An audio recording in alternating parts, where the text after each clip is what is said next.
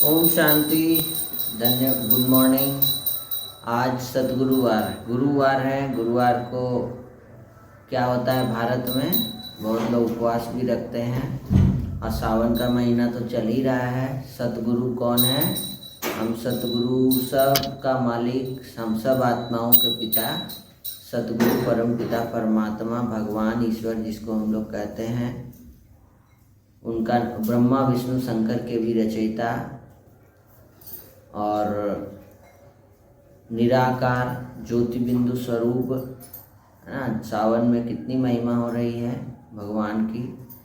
तो आज ये वीडियो शूट कर रहा हूँ। बस स्कूल जाते समय जो बच्चों को थोड़ा आध्यात्मिक ज्ञान बाबा देते हैं, तो बच्चों से पूछ लेते हैं कि कल की मुरली में 2 शब्द कौन से हैं और आज की मुरली में 2 शब्द भी बताना है।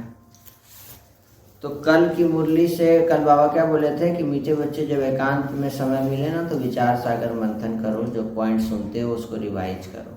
जैसे खाना खाती है तो क्या होता है, धीरे धीरे पचता है। गाय भी खाता है तो क्या करता है, धीरे जुगाली करता है। तो बाबा ने कल कहा कि बच्चे रॉन्ग क्या है, राइट क्या है। कल की मुरली से 2 शब्द कौन सा है? Wrong, right. इधर आ। तो लोग स्कूल में दोनों बाबा की बच्ची अब स्कूल जाने के लिए तैयार। मुरली से 2 शब्द निकालना है, उस 2 शब्द पे ही पूरी मुरली का मनन चिंतन करना है, चक्र फैलाना है, पूरा चक्र लगाना है। रॉन्ग और राइट।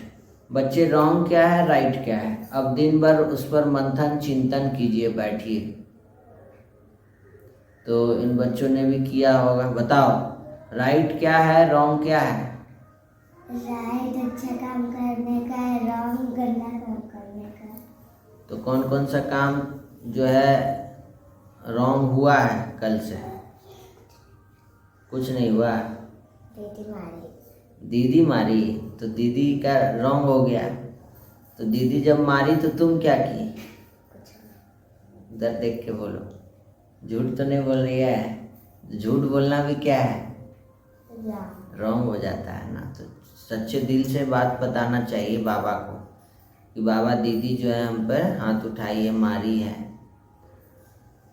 तो ये रॉन्ग हो गया। तो राइट क्या है?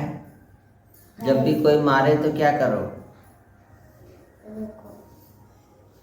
हाँ, उसको माफ करो, उसको सहनशील बनो, उसको समझाओ, प्यार से समझाओ, रिस्पॉन्ड करो। ये नहीं कि वो मारे तो तुम और डबल मार दो। तो ये तो रॉन्ग हो गया ना, ये तो अच्छा नहीं है। कोई क्लास में स्कूल में कोई मारे तो क्या करो? मैम को बोलो, कंप्लेन करो। अब दीदी भी आ गई है। अब बताओ रॉन्ग क्या है, राइट क्या है?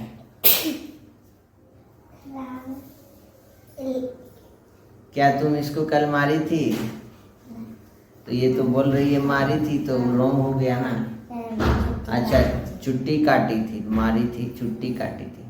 तो तुम जब इसको चुट्टी काटी थी, मारी थी, तो तुमको क्या की थी? कुछ नहीं की थी, भूल गई। तो तकिया से मारी थी, तो तुम भी मार दी। तो अच्छे से, मतलब जब भी घर में कोई मारे, मान लो तुमको ये मारी, तो तुम जाके मम्मी को कंप्लेन कर दो ना, क्या? मम्मी को बोल दो, तुम भी मारेगी। तो फिर अंतर क्या रहा दोनों में? राइट और रॉन्ग क्या है? स्कूल में भी कोई अगर गलत करे, गाली दे, मारे, छीने, झपटे कुछ भी करे, तो मैम को बता दो ताकि मैम उसको समझा दे, है ना। मारना नहीं है। मारना मतलब क्या होता है? रावण। राइट नहीं है, रॉन्ग है। तो आज की मुरली फिर समझो। किसी का सामान चुराती है तो वो मांगती है, फिर नहीं देती है तो मैम को जाके बोलती है, फिर मैम आता है, फिर उसका पास। हाँ, मैम आती है, सर आ जाते हैं, समझाते हैं। तो आज की मुरली में समझो, मीठे बच्चे, तुम इस पढ़ाई से अपने सुख धाम जाते हो वाया शांति धाम। यही तुम्हारी एम ऑब्जेक्ट है, इसको कभी नहीं भूलना है। अभी हम लोग को कहाँ जाना है? घर जाना है, और घर से फिर सुखधाम में, सतयुग में जाना है। बाबा कह रहे बड़ी दुख की दुनिया है बच्चे।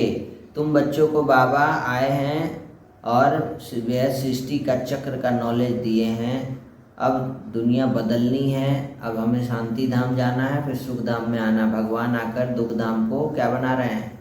सुख धाम। तो आज 2 शब्द याद रखना, क्या? दुख धाम सुख धाम। दुख धाम किसको बोलते हैं? कलयुग को। और सुख धाम सतयुग को। जो गलत कर्म करता है, उल्टा कर्म करता है, ये सब कहाँ होता है? दुख धाम में। और जो अच्छा कर्म करता है, ये सब कहाँ, अच्छे कर्म कहाँ होते हैं? सुख धाम में। दुख धाम में गुस्सा करता है सब, सुख धाम में सब शांत स्वरूप रहता है। दुख धाम में सब आसुरी वृत्ति, आसुरी गुण वाले हैं, और सुख धाम में केवल सुखी सुख है, देवी देवताएं दैवी गुणों से भरपूर हैं। तो 2 वर्ड याद रखना, दुख धाम सुख धाम, दुख धाम सुख धाम, दुख धाम सुख धाम, दुख धाम सुख धाम। ठीक है। और कोई भी काम ऐसा नहीं करना। अब हम लोग को सुख धाम में जाना है। आज की कहानी सुन लीजिए, सुनो आज की कहानी। एक शिक्षाप्रद कहानी है, 2 भाई की अनमोल गाथा। सेठ धनीराम एक सम्मानित, विचारशील और संपन्न व्यक्ति थे। उनके 2 पुत्र थे, मोहन और सोहन। समय के साथ धनीराम वृद्ध हो गए और उन्होंने अपनी संपत्ति का बंटवारा करने का निर्णय लिया। बंटवारे की प्रक्रिया जैसे ही शुरू हुई, वैसे ही दोनों पुत्रों में विवाद उत्पन्न हो गया। सबसे बड़ा विवाद क्या था पता है? शहर में स्थित एक 4 बेडरूम वाले आलीशान घर को लेकर ये सबसे बड़ा विवाद हो गया। मोहन और सोहन दोनों ही उस घर को पाना चाहते थे। बात इतनी बिगड़ गई कि एक दिन दोनों आपस में मरने मारने पर उतारू हो गए। तो धनीराम यह दृश्य देखकर जोर से हंस पड़े। उनकी हंसी देखकर दोनों भाई चौंक गए। लड़ाई भूलकर उन्होंने पूछा, पिताजी ऐसी स्थिति में आप हंस क्यों रहे हैं? पिता ने गंभीरता से कहा कि तुम दोनों एक छोटे से जमीन के टुकड़े के लिए इतना झगड़ा कर रहे हो। चलो मैं तुम्हें एक अनमोल खजाना दिखाता हूँ, लेकिन एक शर्त है, अगर तुम आपस में झगड़े तो मैं बीच रास्ते से ही लौट आओ। मोहन सोहन को खजाने की बात सुनकर लालच हुआ, पर पिता की बात मानकर दोनों ने आपसी प्रेम और समझदारी से यात्रा करने का निर्णय लिया। तीनों पिता पुत्र गांव के लिए रवाना हो गए। रास्ते में उन्हें एक बस मिली, लेकिन उसमें सिर्फ 2 सीटें उपलब्ध थी। उन्होंने आपस में सीटें बांटी। थोड़ी देर मोहन बैठे, फिर थोड़ी देर सोहन। 10 घंटे की यात्रा के बाद गांव पहुंचे। गांव में धनीराम उन्हें एक बड़ी हवेली के पास ले गए। हवेली सुनसान थी, दीवारें झड़ चुकी थी और हर कोने में कबूतरों ने घोंसले बना दिए थे। धनीराम उस हवेली को देख रोने लगे। पुत्रों ने पूछा, पिताजी आप रो क्यों रहे हैं? धनीराम बोले कि बचपन याद है तुम्हें? यही वह हवेली है जिसके लिए मैंने अपने बड़े भाई से लड़ाई की थी। ये हवेली तो मिल गई, पर अपना भाई हमेशा के लिए खो बैठा। वो दूर देश चला गया और फिर कभी नहीं लौटा। वक्त बदला और एक दिन हमें भी यह हवेली छोड़नी पड़ी। फिर उन्होंने पूछा, बेटा जिस सीट पर हम बस में बैठे थे, क्या वो सीट हमेशा के लिए हमारी हो गई? दोनों पुत्रों ने जवाब दिया, नहीं पिताजी, बस की यात्रा चलती रहती है। आज हम बैठे थे, कल कोई और बैठेगा। धनीराम मुस्कुराए और बोले, बस यही मैं समझाना चाहता हूँ कि ये घर, जमीन, जायदाद, दौलत, ये सब बस थोड़ी देर के लिए हमारे पास हैं। इससे पहले कोई और था, आज हम हैं, कल कोई और होगा। जैसे बस की सीट पर सवारियां बदलती रहती है, वैसे ही जीवन की यह दौलत भी बदलती रहती है। बेटा ध्यान रखना, इस थोड़ी सी देर के लिए अपने अनमोल रिश्तों की आहुति मत दे देना। ये हवेली देखो जिसके लिए मैंने अपनों से नाता तोड़ लिया, आज यहाँ कबूतरों का डेरा है। जब जीवन की यात्रा में तुम तालमेल बिठाकर चलोगे, तभी प्रेम और सुख बचेगा। यह सुनकर दोनों पुत्र पिता की गोद में गिर पड़े और रोने लगे। उन्होंने सच्चाई समझ ली थी। तो शिक्षा क्या मिली, क्या समझा बच्चों ने कहानी से? कि जीवन एक यात्रा है और हर संसाधन, धन संपत्ति, ऐश्वर्य बस थोड़ी देर का विश्राम स्थल है।